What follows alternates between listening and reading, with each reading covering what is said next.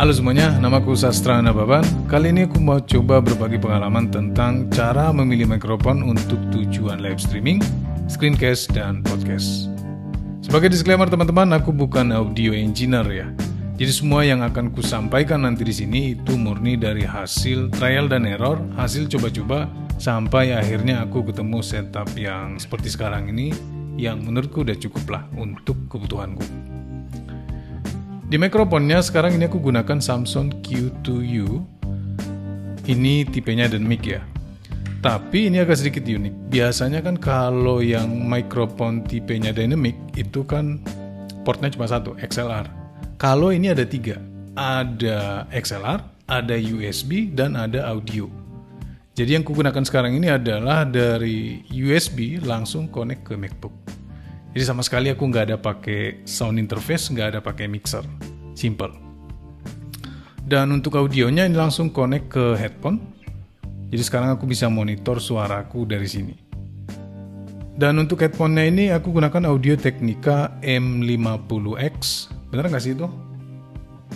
Ya benar, Audio Technica ATH M50X. Nah ini headphone-nya cukup populer ya di kalangan podcaster, di kalangan YouTuber. Banyak yang pakai headphone dengan tipe seperti ini. Dan aku bilang ini headphone yang cukup jujur ya. Jadi suaranya itu nggak ada mungkin bassnya atau treble-nya yang di-boost, nggak ada juga yang dikurangin. Agak berbeda mungkin kalau contohnya headphone yang ini Marshall Major 2. Yang ini biasanya aku pakai untuk dengar musik karena bassnya itu lebih terasa. Kalau di sini nggak. Jadi suaranya itu lebih datar aja, lebih flat. Lebih jujur menurutku. Jadi kita tahu suara yang sebenarnya itu seperti apa. Supaya kalau ada proses editing, kita nggak terlalu over di bassnya, treble-nya, atau yang lain-lain. Dan untuk aksesoris yang lain, untuk stand-nya ini aku gunakan AV Pro AVS 380 kalau nggak salah ya. Sorry, AV Pro AVS 38. Yang ini memang mereknya kurang populer ya.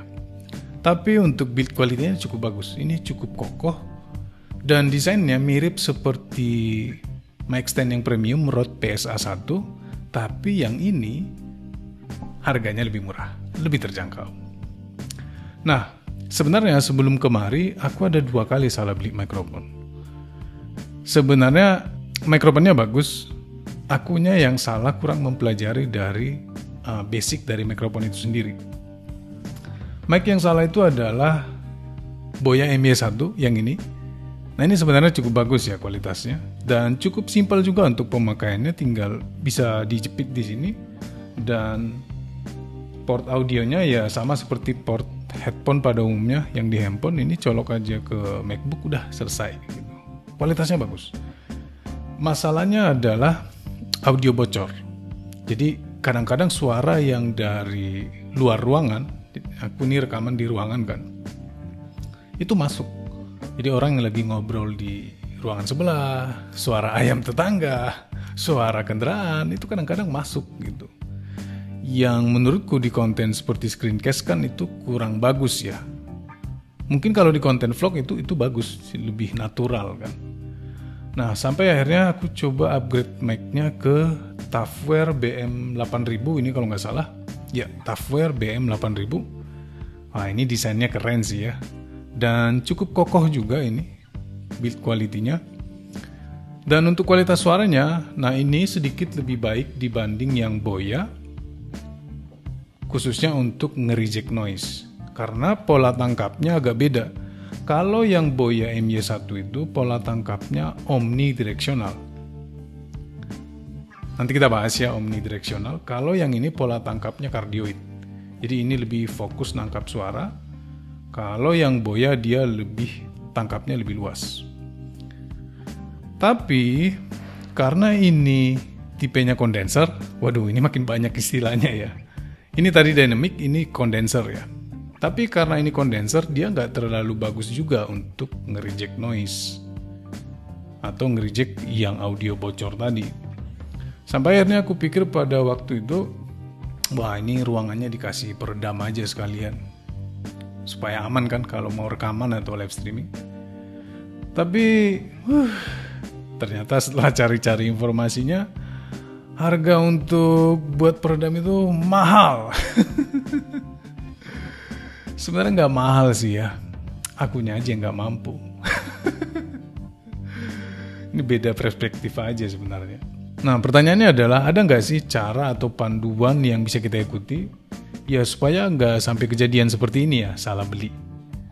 Ada. Nah, untuk ini nanti kita akan coba belajar dari ahlinya langsung, Bendrius Scott.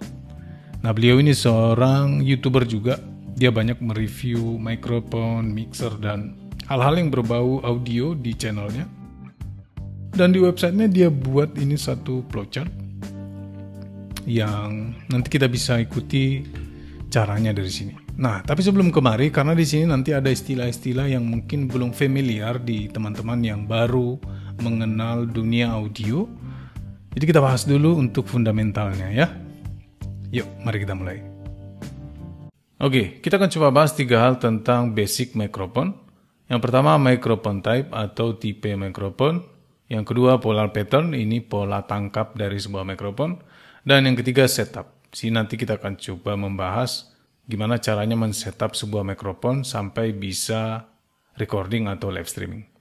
Kita mulai dari yang pertama, microphone type.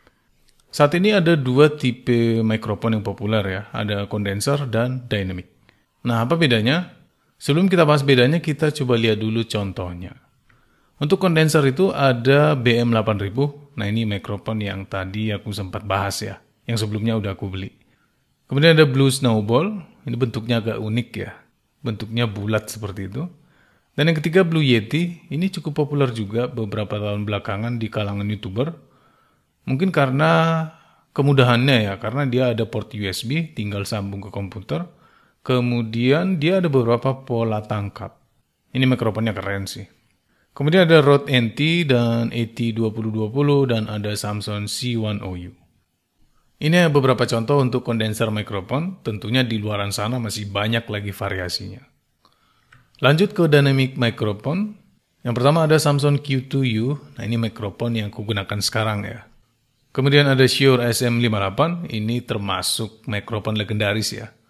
Teman-teman dari kalangan sound system mungkin udah familiar dengan ini. Ini banyak sekali dipakai di panggung untuk mic vokal.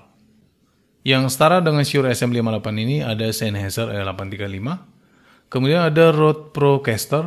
Nah ini mic-nya biasa dipakai oleh podcaster atau di broadcasting ya. Dan ada Audio Technica BP40. Kemudian ada Rode PodMic. Ini keluaran terbaru dari Rode ya. Ini termasuk yang paling mudah di antara mikrofon ini ya. Dan yang terakhir ada Shure SM7B.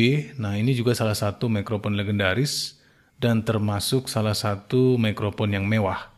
Banyak artis-artis besar di rekaman seperti Michael Jackson juga pakai mikrofon ini. Di podcaster juga banyak. Contohnya mungkin kalau di Indonesia itu Deddy Corbuzier yang pakai mikrofon Shure SM7B ini. Mudah-mudahan suatu saat nanti aku bisa punya yang seperti ini ya. Amin. Oke, kita lanjut. Kalau tadi kita sudah bahas jenisnya, sekarang kita bahas lebih detail tentang fiturnya. Ada 4 item di sini, kita bahas satu persatu ya. Yang pertama, sensitivity atau tingkat sensitivitas. Jadi kondenser itu lebih sensitif dibanding dynamic. Nah, kenapa sensitif? Karena kita masuk ke poin yang kedua. Secara frekuensi range atau jangkauan frekuensi, si kondenser itu jauh lebih lebar atau lebih besar dibanding dynamic. Kondenser itu umumnya sampai 50 kHz, sedangkan dynamic rata-rata hanya sampai 20 kHz. Artinya apa? Karena kondenser itu lebih sensitif, jangkauan frekuensinya lebih lebar, suara yang dihasilkan juga lebih detail dan natural. Nah, itu sebabnya kondenser ini bagus digunakan untuk merekam instrumen. Contohnya gitar klasik, piano klasik, biola. Dan bagus juga digunakan untuk merekam mungkin suara alam, kan lebih natural. Nah, sedangkan dynamic biasanya digunakan untuk merekam yang suaranya keras atau kuat. Contohnya mungkin perkusi, seperti drum, gendang, dan sebagainya. Dan dynamic ini juga sebenarnya sering digunakan untuk merekam vokal. Nah, kondenser dan dynamic sebenarnya sama-sama bisa merekam vokal, tapi untuk kondenser ada satu pertimbangan. Kita masuk ke poin yang ketiga, treated room atau ruang terkondisi. Ruang terkondisi di sini maksudnya ruangannya itu kedap suara ya. Nggak ada audio bocor dan tidak ada gema. Nah, kalau pakai kondenser untuk merekam vokal, sebaiknya memang di ruangan terkondisi. Kalau dynamic nggak wajib. Karena dynamic itu kan nggak terlalu sensitif dan jangkauan frekuensinya juga nggak terlalu lebar. Jadi masih bisa lah untuk nge-reject audio bocor yang tadi. Kemudian poin yang terakhir, phantom power. Phantom power ini maksudnya power supply atau arus tambahan untuk si mikrofon. Kalau kondenser itu umumnya butuh phantom power, sedangkan dynamic nggak butuh phantom power. Walaupun sebenarnya beberapa tipe kondenser yang umumnya USB itu nggak wajib ada phantom power. Tapi sebagian besar kondenser itu umumnya butuh phantom power. Nah, ini juga perlu jadi pertimbangan ketika beli mikrofon. Jangan sampai kita beli mikrofonnya tapi nggak beli phantom powernya. Ya nggak bisa dipakai nanti mikrofonnya. Oke, selesai untuk mikrofon type, kita masuk ke yang kedua, polar pattern atau pola tangkap. Apapun mikrofonnya biasanya akan selalu ada di antara ketiga pola tangkap ini. Ada 3 pola tangkap mikrofon. Yang pertama omnidirectional, ini maksudnya semua arah. Unidirectional, atau kadang-kadang juga disebut dengan cardioid, ini satu arah. Bidirectional, atau juga sering disebut dengan figure eight, ini pola tangkapnya 2 arah. Kita bahas satu persatu ya. Yang pertama omnidirectional. Kalau digambarkan kira-kira seperti ini. Jadi kalau ini posisi mikrofonnya, perhatikan lingkaran yang warna biru ya. Nah, lingkaran yang warna biru ini artinya pola tangkapnya. Ini berarti dari semua arah ya. Jadi kalau ada suara dari depan mikrofon, dari belakang, dari kiri, dari kanan, itu semuanya ditangkap dengan level audio yang sama. Kalau digambarkan dalam bentuk 3D kira-kira seperti ini. Jadi kalau ini mikrofonnya, yang warna putih ini pola tangkapnya. Itu untuk omnidirectional. Kita lanjut ke unidirectional atau sering juga disebut dengan cardioid. Nah, ini pola tangkapnya satu arah. Perhatikan garis yang biru ya. Nah, ini bentuknya seperti heart. Dari grafik ini kalau kita perhatikan suara itu lebih banyak ditangkap dari depan mikrofon dan mereject suara yang dari belakang mikrofon. Kalau dalam bentuk gambar 3D kira-kira seperti ini. Jadi kalau mikrofonnya di sini, suara yang ditangkap itu adalah bagian yang di warna putih ini. Suara yang dari belakang mikrofon itu di reject ya. Jadi ini mikrofonnya satu arah. Yang ketiga bidirectional atau juga sering disebut dengan figure eight, ini 2 arah. Nah, kalau kita perhatikan grafiknya ini 2 arah ya. Tapi ini bukan depan dan belakang ya. Umumnya ini konfigurasinya kiri dan kanan dari samping ya. Kalau kita lihat dalam gambar 3D-nya kira-kira seperti ini. Ini mikrofonnya, suara yang ditangkap itu adalah dari sisi samping, kiri, dan kanan. Oke, kita coba recap lagi. Tadi ada 3 polar pattern. Yang pertama omnidirectional, ini dari semua arah. Yang kedua unidirectional atau cardioid, ini satu arah. Dan yang ketiga bidirectional atau figure eight, ini 2 arah. Yang paling umum itu adalah cardioid dan omnidirectional. Nah, khusus untuk cardioid, ini sebenarnya ada beberapa variasi lagi. Salah satu contohnya adalah hypercardioid. Nah, kalau kita perhatikan grafiknya, ini tetap satu arah, tapi lebih sempit dibanding yang cardioid. Dan menangkap sedikit suara dari belakang mikrofon. Oke, cukup untuk polar pattern. Jadi nanti teman-teman kalau mau beli mikrofon atau melihat stilas-stilas seperti ini di spek mikrofon, ya sudah dapat gambaran lah ya. Sekarang kita lanjut untuk setup. Di sini nanti kita akan bahas beberapa hal mulai dari connection, audio interface, preamp, phantom power, sampai mixer. Anggaplah sekarang kita sudah punya mikrofon dan kita rencananya akan recording atau live streaming. Apa yang kita butuhkan? Yang pertama tentu koneksi ya. Gimana caranya supaya mikrofon ini terhubung dengan laptop atau komputer kita. Nah, umumnya mikrofon itu punya beberapa jenis port ya. XLR, audio, dan USB. Kalau komputer umumnya hanya 2 ya, USB dan audio.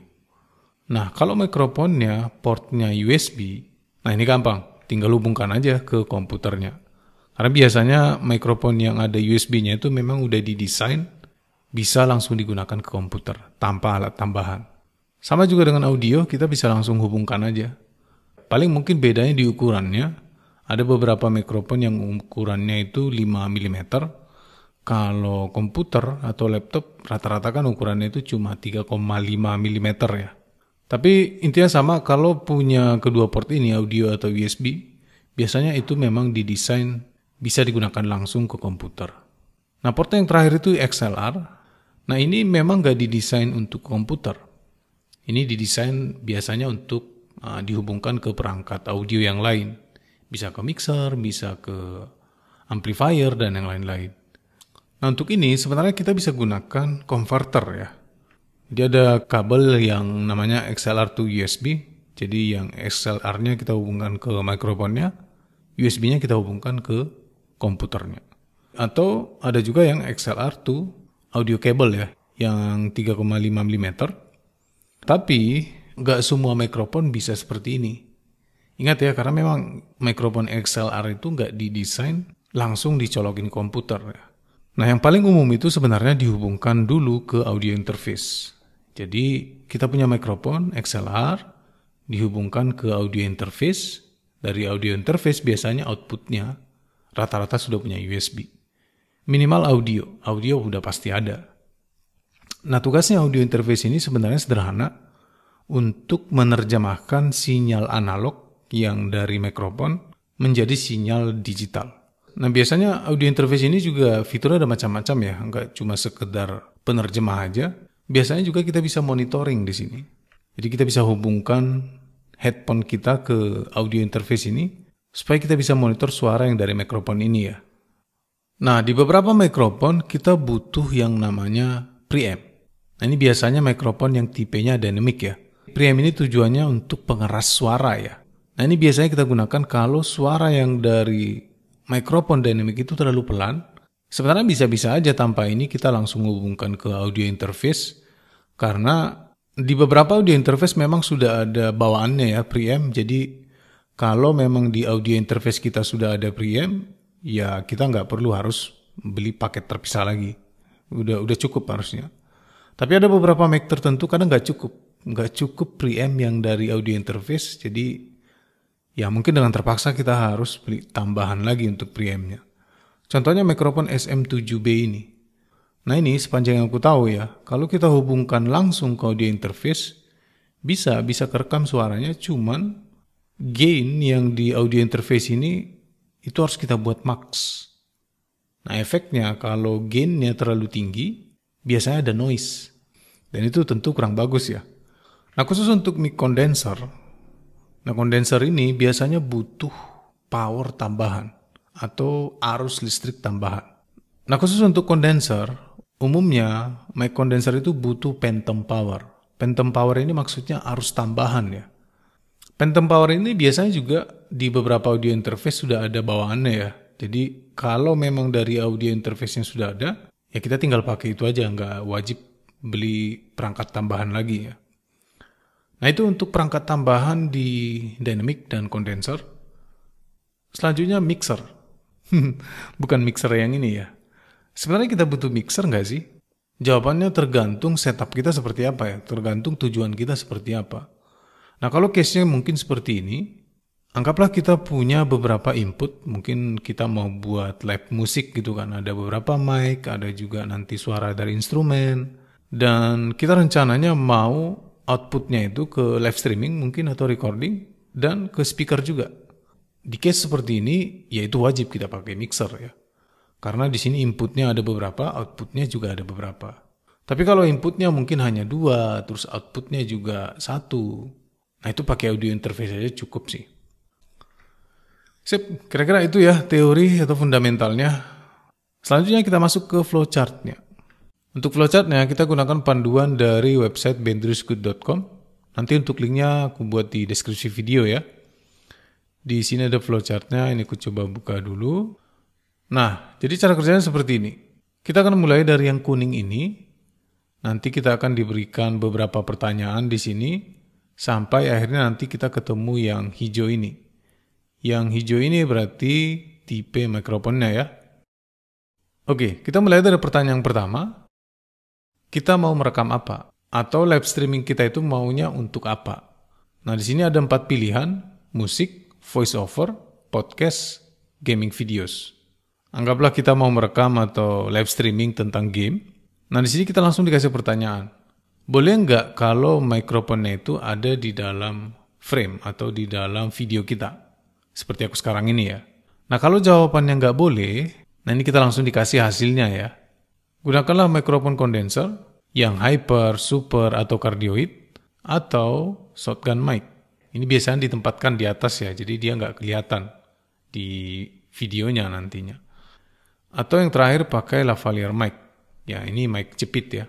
Nah ini pilihan mikrofon kalau jawaban kita tadi no ya. Nah gimana kalau jawabannya yes? Artinya boleh-boleh aja kalau mikrofonnya kelihatan di frame video kita ya.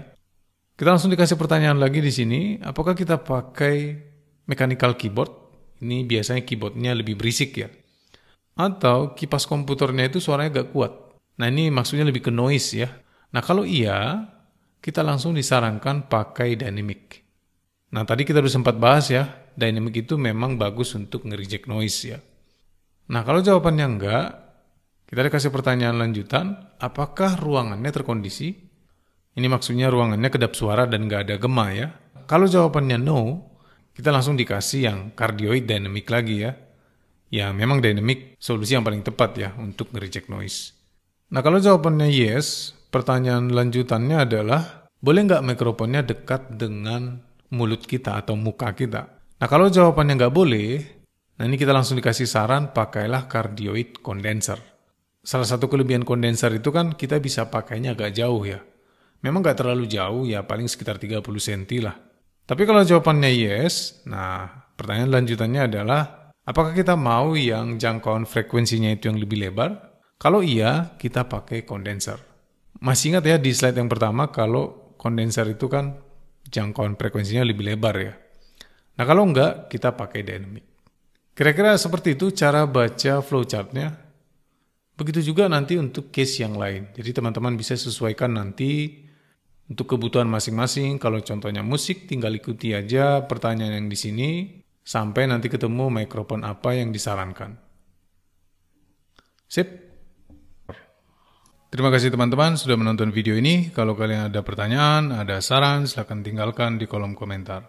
Sampai jumpa di konten selanjutnya.